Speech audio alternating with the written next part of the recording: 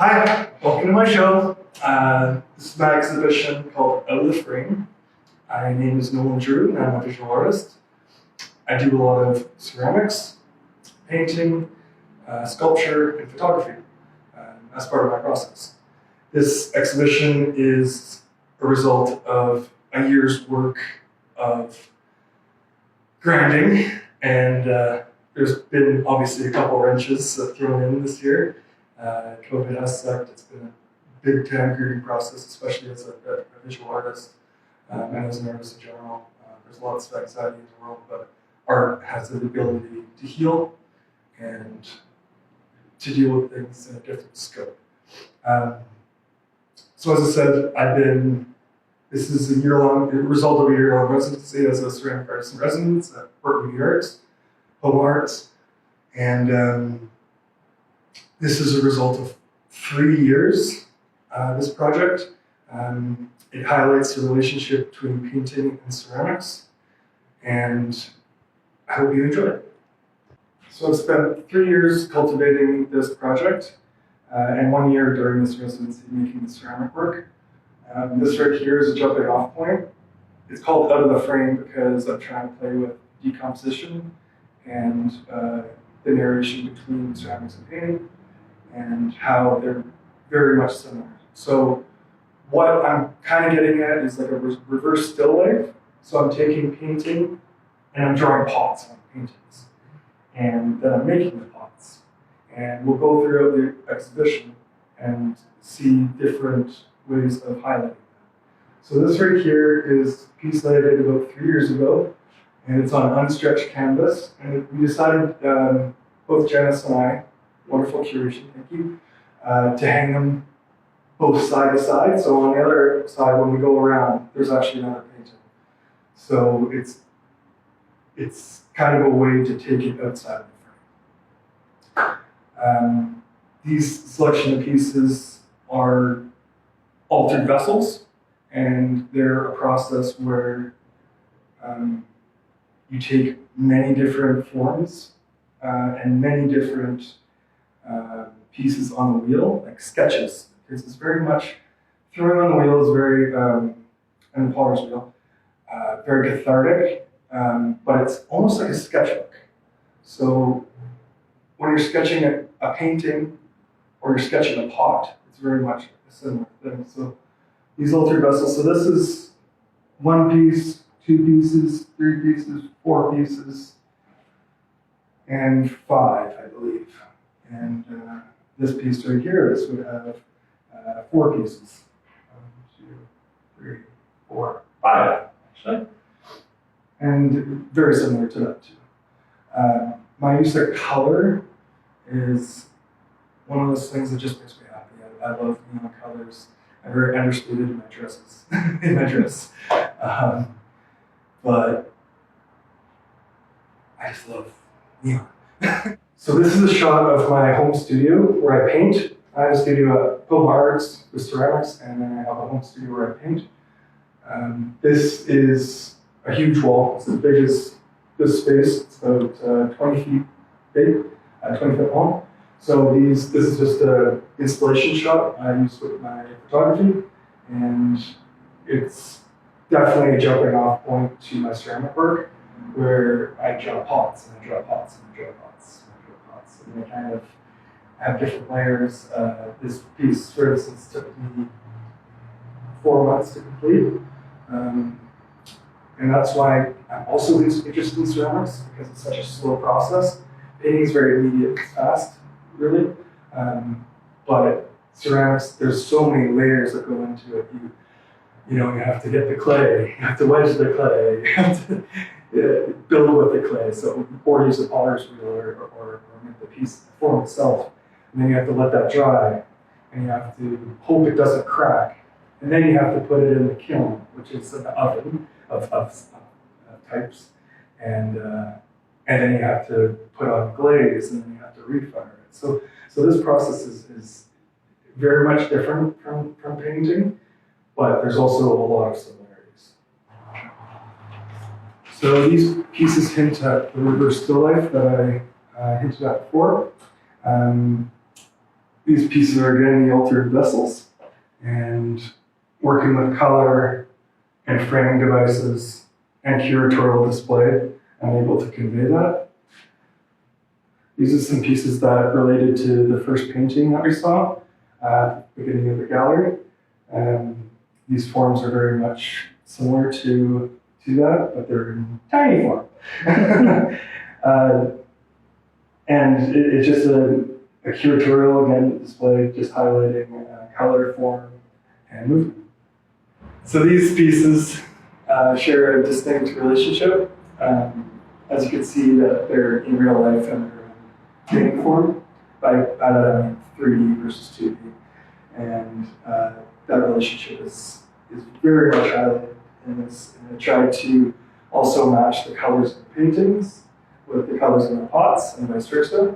So that's the most fun process that I have. Ceramics and painting, how they work. And they share a long history, and I could get into many other arguments, but it's a whole craft versus fine art thing. You know, it's an age-old argument.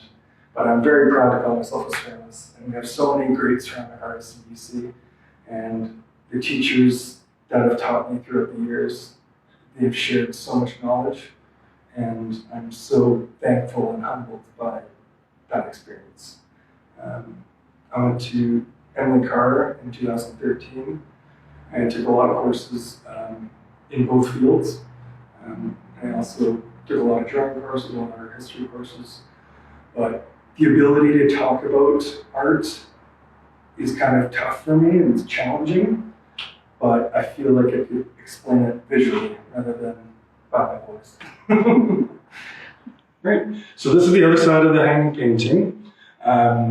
I really like the idea of a double-sided painting because it really gives a three-dimensional aspect to my work, and it also hints at the out of the frame aspect that I'm trying to get by decomposing the frame.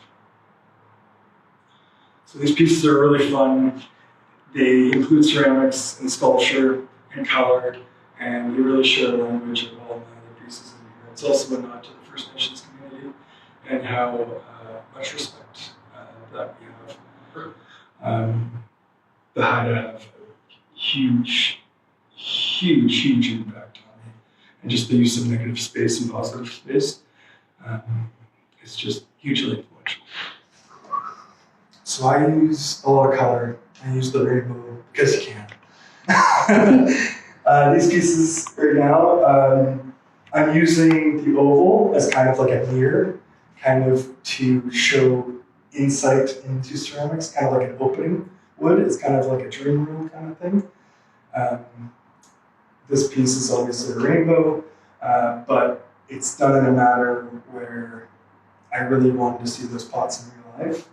So there's lots of relationships between that, as I've already kind of gone over. So I take a lot of influence from abstract expressionism and surrealism in my work, and I feel like this definitely shows the abstract expressionist influence. These are examples of ceramics works that use glaze to create texture, because that's what I feel that my paintings are. They're very textural. I use a lot of spray paint in my paintings. I use a lot of Conte, crayon, acrylic, glue, just kind of weird goopy things. So these kind of are also weird and goopy and sludgy. And they're kind of, Alan's kind of walking towards me. It's kind of anamorphic kind of that way. And similarly to this one too, it's kind of has legs, right? So that's kind of where I'm going next. These are my two most recent works. It's going to try to be more human, if that makes sense. Thank you so much for watching this video. I couldn't do it without everybody's support in my life.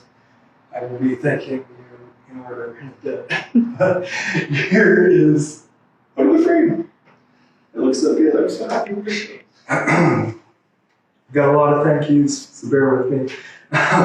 First and foremost, PoMoArts Fatima, from the top down, you're excellent.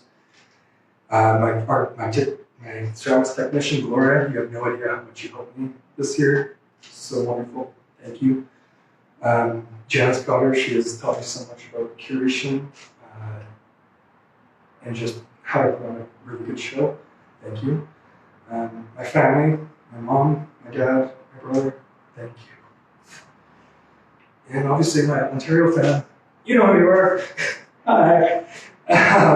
My teachers, I hinted at it before, but I'm a culmination of my experience and my education.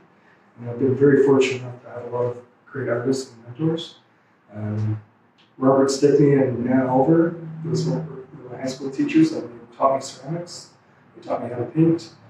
And I wouldn't be here if it wasn't for you. I was 26 years ago when I first touched clay, so.